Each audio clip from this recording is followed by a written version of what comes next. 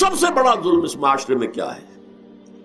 جو بچپن ہی سے احساسات کے اوپر ایک بوجھ بن جاتا ہے بچیوں کے کہ بیٹے کو افضل سمجھتے ہیں، بیٹی کو جو ہے گھٹیا سمجھتے ہیں.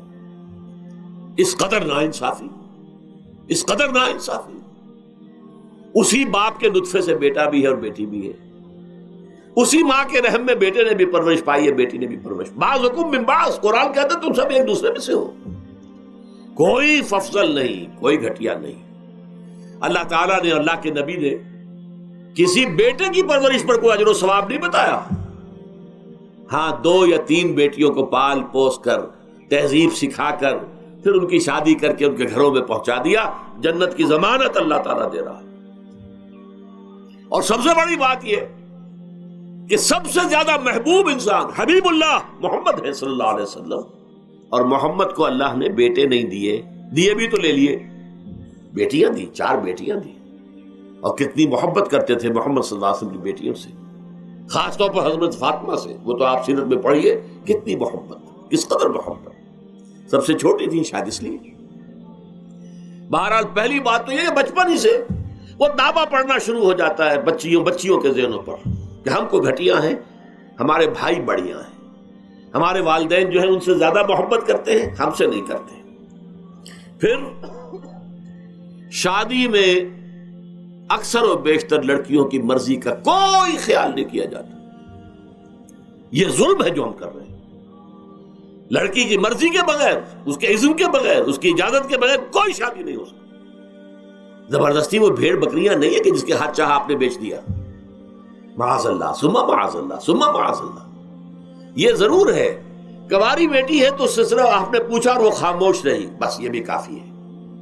البتہ یہ کہ اگر کوئی سیبہ ہے جس سے پہلے نکاح ہو گیا تھا، بیوہ ہو گئی، یا پہلے شادی تھی ایک خلا لے لی، طلاق لے لی یا طلاق ہو گئی، اس کو تو کہنا پڑے گا کہ ہاں مجھے کوئی اعتراض نہیں ہے اگر میری فلاں شخص سے شادی کر دی جائے، اس کے بغیر نکاح ہو نہیں سکتا. پھر ان سب کے اوپر سب سے بڑا ظلم، یہ تو اللہ تعالیٰ آپ کو توفیق دے تو دوسرا رکوع سورہ نساء کا پڑھیں. کتنی تاکید کے ساتھ احکام آئے ہیں وراثت کے.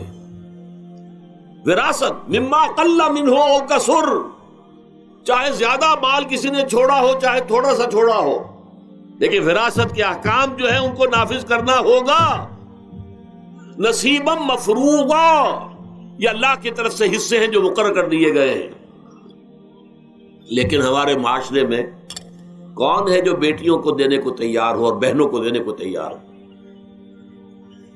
مجھے تو حیرت ہوئی تھی، مالا کنڈ میں آپ کو معلوم ہوگا ایک دفعہ بڑی تحریک چلی تھی شریعت کے نفاذ کی. مولوی صوفی محمد صاحب بڑے نیک آدمی ہیں، بہت، اس میں کوئی شک نہیں.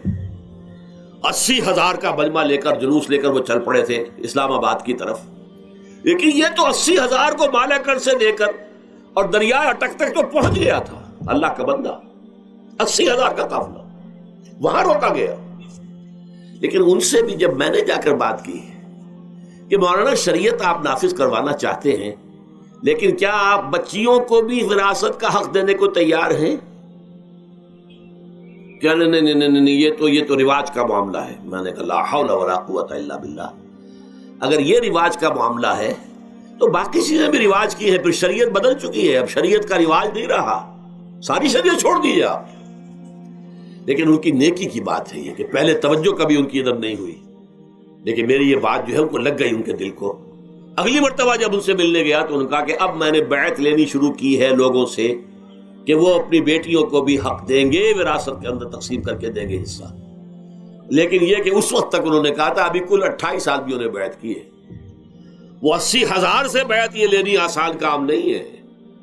80,000 کو جوش دلا کر شریعت کے نام پر لا کر ٹکرا دینا یہ آسان کام ہے، لیکن 80,000 سے یہ بیعت لینا کہ پورے شریعت پر عمل کریں گے یہ بہت مشکل ہے.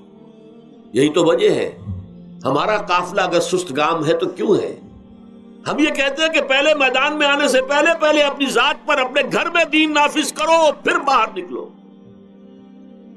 اپنی معاش اور اپنی معاشرت پر اسلامی شریعت نافذ کرو، پھر باہر آ کر اسلام کا نعرہ لگانے کا تمہیں حق پہنچتا ہے، ورنہ نہیں. اگر تمہاری اپنی ذات پر دین نافذ نہیں، چہرے پر 12 بجے ہوئے ہو، اللہ تعالیٰ کے نبی کی سنت کا کہیں آثار دور دور تک نظر نہ آ رہے ہو، روزانہ پھاوڑا چلا رہا ہو آدمی نبی کی سنت کے اوپر شیو کر رہا ہو، اور پھر وہ کہے میں اسلام چاہتا ہوں. بھائی اللہ کے بندے، پہلے ذرا یہ کمی پوری کر لے. اور اگر تیرے کاروبار میں کوئی حرام شے ہے، تیری معاش میں کوئی حرام شے ہے، کوئی سودی معاملہ کیا ہو، ختم کر اس کو. اللہ کے بندے، بینک کی سروس کر رہا ہے، چھوڑ اس کو. اگر یہ کام کر لو، بے پردگی اختیار کی ہوئی ہے. اللہ نے تو پردہ سکھایا ہے، اللہ کے نبی نے پردہ سکھایا ہے، شریعت اسلامی نے پردہ رکھا ہے. مردوں اور عورتوں کا اختلاط پسند نہیں ہے، اس پر عمل کرو، پھر آنا میدان میں، پھر دوسروں کی غلطی جو ہے بتانا اس کو کہ یہ تم غلط کر رہے ہو، مشرف تم یہ کر رہے ہو، غلط کر رہے ہو، فلاں تم یہ کر رہے ہو، غلط کر رہے ہو، نواز شریف تم یہ کر رہے ہو، غلط کر رہے ہو. لیکن یہ ہے کہ اس سے پہلے اپنے اوپر. اس لیے میں نے آپ کو بتا دیا وہ واقعہ کہ انہوں نے بتایا، بعد میں اور بھی آ گئے ہوں گے انشاءاللہ، مجھے امید ہے. لیکن جب میں ملا تھا تو انہوں نے کہا تھا ابھی صرف 28 آدمیوں نے بیٹھ کے. بہرحال عورتوں کا ایک حق ہے جو حضور نے بیان فرمایا اور قرآن مجید نے بیان کیا. عاشروہن بالمعروف، عورت کا اکرام ہو، بیٹی کی حیثیت سے بھی، بہن کی حیثیت سے بھی، بیوی کی حیثیت سے بھی، اور ماں کی حیثیت سے تو سمجھو کہ جنت جو ہے وہ ماں کے قدموں تلے ہے. الجنت تحت اقدام الامہات، فرمان ہے محمد رسول اللہ صلی اللہ علیہ وسلم کا. لہذا اکرام، عورت کا اکرام، عورت کی عزت، بیٹی کی حیثیت سے بھی، بہن کی حیثیت سے بھی، بیوی کی حیثیت سے بھی، اور ماں کی حیثیت سے بھی. عاشروہن بالمعروف، اپنی بیویوں کے ساتھ رہو بھلے طریقے پر، نیک طریقے پر، اچھے طریقے پر. حضور نے یہاں تک فرمایا خیارکم خیارکم لأہلیکم وانا خیرکم لأہلی. دیکھو مسلمانوں، اے میرے صحابیوں، تم میں سے بہتر لوگ وہ ہیں جو اپنے گھر والوں کے حق میں بہتر ہیں، نرمی کرتے ہیں. عورت کے بارے میں یہ بھی فرمایا، ایک مرتبہ سواری تیز دوڑا رہے تھے جو بھی اونٹ کو لے کے جانے والے تھے، جبکہ ہودج میں کچھ خواتین سوار تھیں. حضور نے فرمایا دیکھو نہ، یہ نگینے ہیں جو سوار ہیں، ان کو زیادہ دھکے نہ لگواؤ تیز تیز اونٹ چلا کر. ان کے ساتھ نرمی ہو، ان کے ساتھ نیکی کی جائے، ان کے احساسات کا خیال رکھا جائے، ان کے ساتھ زیادتی نہ ہو. مار پیٹ کا کیا سوال، معاذ اللہ ثم معاذ اللہ. ان کے ساتھ جو ہے عاشروہن بالمعروف، بھلے طریقے پر گزارا کرو. یہاں تک فرمایا ہو سکتا ہے کہ کسی وجہ سے تمہاری بیوی جو ہے تمہاری نگاہوں سے گر جائے، اب آپ کے دل میں اتنی محبت نہیں رہی، لیکن اللہ فرماتا ہے دیکھو ہو سکتا ہے کہ اس میں کوئی پہلو ایسا ہو، تلاش کرو، کوئی پہلو ایسا ہو بہتری کا کہ جس کی وجہ سے تلاش کر کے اس کو اپنی نگاہوں میں مرکوز کر لو، تاکہ اس کے تمہارے دل میں اس کے لیے محبت دوبارہ اثر نہ ہو. اس پہلو کی وجہ سے جو تمہاری نگاہ سے اوجھل تھا، وہ اچھائی اس میں ہے، سیرت کی اچھائی ہے. صورت بہت اچھی نہیں ہے، اللہ نے سیرت اچھی دے دی ہے. جو کچھ دیا، جو اچھائی ہے، جو بھلائی ہے، اس کو تلاش کرو اور نگاہ کو وہاں پر جماؤ تاکہ تم ان کے ساتھ اچھا سلوک کر سکو.